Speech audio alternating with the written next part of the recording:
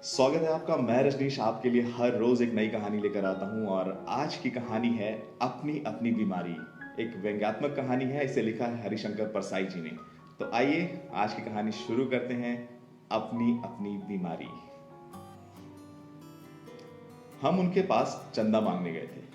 चंदे के पुराने अभ्यासी का चेहरा बोलता है, वो हमें भाप गए, हम भी उन्हें भाप गए। चंदा मांगने वाले और देने वाले एक दूसरे के शरीर की गंध बखूबी पहचानते हैं। लेने वाला गंध से जान लेता है कि ये देगा या नहीं, और देने वाला भी मांगने वाले के शरीर की गंध से समझ लेता है कि ये बिना लिए टल जाएगा या नहीं। हमें बैठते ही समझ में आ गया कि ये देंगे नहीं। वे भी शायद समझ गए कि ये टल जाएंगे। फिर भी हम दोनों पक्षों को अपना कर्तव्य तो निभाना ही था। हमें प्रार्थना की तो वो बोले, आपको चंदे की पड़ी है, हम तो टैक्स के मारे मर रहे हैं। सोचा ये टैक्स की बीमारी कैसी है। बीमारियां बहुत देखी हैं, निमोनिया, कालरा, कैंसर, जिनसे लोग मरते हैं, मगर ये टैक्स की कैसी बीमारी है जिससे वे मर रहे हैं। वे पूरी तरह से स्वस्थ और प्रसन्न थे। तो क्या इस बीमारी में मजा आता है? ये अच्छी लगती है जिससे बीमार तगड़ा हो जाता है। इस बीमारी से मरने मरने में कैसा लगता होगा? अजीब रोग है। चिकित्सा विज्ञान में इसका कोई इलाज नहीं। बड़े से बड़े डॉक्टर को दिखाइए और कहिए ये आदमी टैक्स से मर रहा है, इसके प्राण बचा लीजिए, वह कहेगा इसका हमारे पास कोई इलाज नहीं है। लेकिन इसके भी इलाज करने वाले होते हैं, मगर वे एलोपैथी या होम्योपैथी पढ़े नहीं होते। इसकी चिकित्सा पद्धति अलग है। इस देश में कुछ लोग टैक्स की बीमारी से मरते हैं और काफी लोग भूखमरी से। टैक्स की बीमारी की विशेषता यह है, जिसे लग जाए वो कहता है हाय हम टैक्स से मर रहे हैं, और जिसे न लगे वो कहता है हाय हमें टैक्स की बीमारी ही नहीं लगती। कितने लोग हैं जिनकी महत्वाकांक्षा होती है कि टैक्स की बीमारी से मरे, पर मर जाते हैं निमोनिया से। हमें उन पर दया आई। सोचा कहें कि प्रॉपर्टी समेत ये बीमारी हमें दे दीजिए, पर वे नहीं देते। ये कमबख्त बीमारी ही ऐसी है, जिसे लग जाए उसे प्यारी हो जाती है। मुझे उनसे ईर्ष्या हुई। मैं उन जैसा ही बीमार होना चाहता हूं, उनकी तरह ही मरना चाहता हूं। कितना अच्छा होता अगर शोक समाचार में छपता, बड़ी प्रसन्नता की बात है कि हिंदी के व्यंग्य लेखक हरिशंकर परसाई टैक्स की बीमारी से मर गए। वे हिंदी के प्रथम लेखक हैं जो इस बीमारी से मरे हैं। इस घटना से समस्त हिंदी संसार गौरवान्वित है। आशा है आगे भी लेखक इसी बीमारी से मरेंगे। मगर अपने भाग्य में ये कहां? अपने भाग्य में तो टुच्ची बीमारियों से मरना लिखा है। उनका दुख देखकर मैं सोचता हूं कि दुख भी कैसे कैसे होते हैं। अपना अपना दुख अलग होता है। उनका दुख था कि टैक्स मारे डाल रहे हैं। अपना दुख है कि प्रॉपर्टी नहीं है जिससे अपने को भी टैक्स से मरने का सौभाग्य प्राप्त हो। हम कुल 50 रुपए चंदा न मिलने के दुख से मरे जा रहे थे। मेरे पास एक आदमी आता है जो दूसरों की बेईमानी की बीमारी से मरा जा रहा है। अपनी बेईमानी प्राण घातक नहीं होती, बल्कि संयम के साधी जाए तो स्वास्थ्य वर्धक होती है।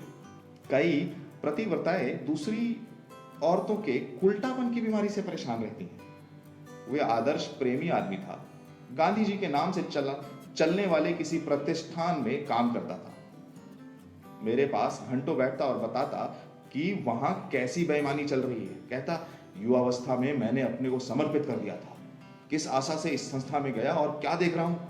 मैंने कहा भैया, युवावस्था में जिनने समर्पित कर दिया वो सब रो रहे हैं, फिर तुम आदर्श लेकर गए ही क्यों? गांधी जी दुकान खोलने का आदेश तो मरते मरते दे नहीं गए थे। मैं समझ गया उसके कष्ट को। गांधी जी का नाम प्रतिष्ठान में जुड़ा होने के कारण वो बेईमानी नहीं कर पाता था और दूसरों की बेईमानी से बीमार था। अगर प्रतिष्ठान का नाम कुछ और हो जाता तो वो भी औरों जैसा करता और स्वस्थ रहता। मगर गांधी जी ने उसकी जिंदगी बर्बाद कर दी थी। गांधी जी विनोबा जैसे जिंदगी बर्बाद कर गए। बड़े बड़े दुख हैं।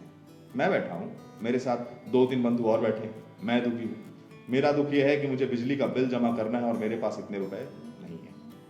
तभी एक बंधु अपना दुख बताने लगता है। उसने 8 कमरों का मकान बनाने की योजना बनाई थी।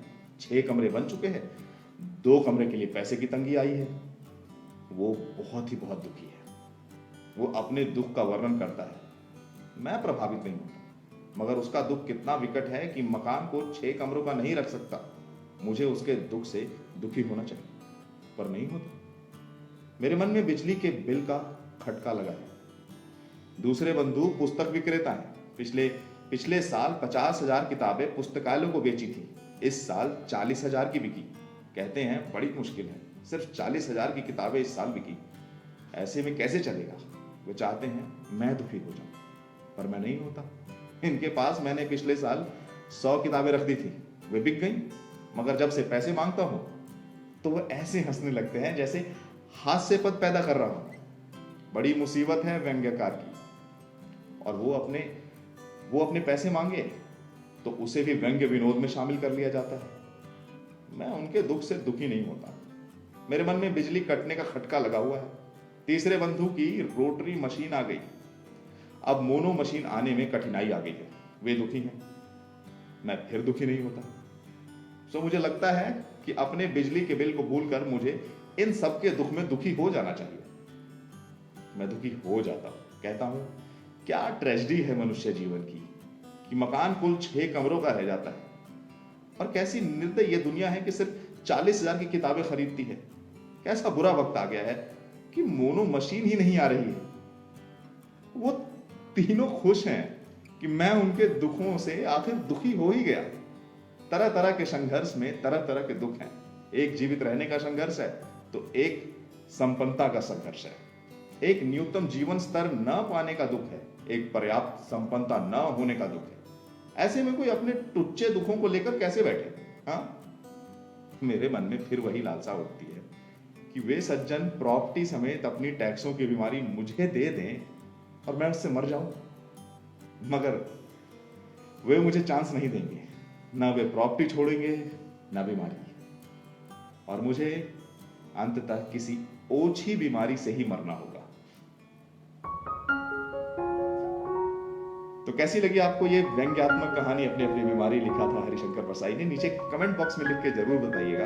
और हाँ, अगर आप ये फेसबुक पर देख रहे हैं तो हमारे पेज को जरूर लाइक करिएगा। यूट्यूब पर देख रहे हैं तो मुझे जरूर सब्सक्राइब करें, और जाते जाते एक बेल आइकन को दबाना बिल्कुल ना भूलें। और आपके पास भी अपनी ही कोई कहानी हो तो मुझे लिख भेजें या उसका लिंक भेज दें। मैं वो कहानी आपके लिए जरूर नरेट करूंगा। Thank you so much.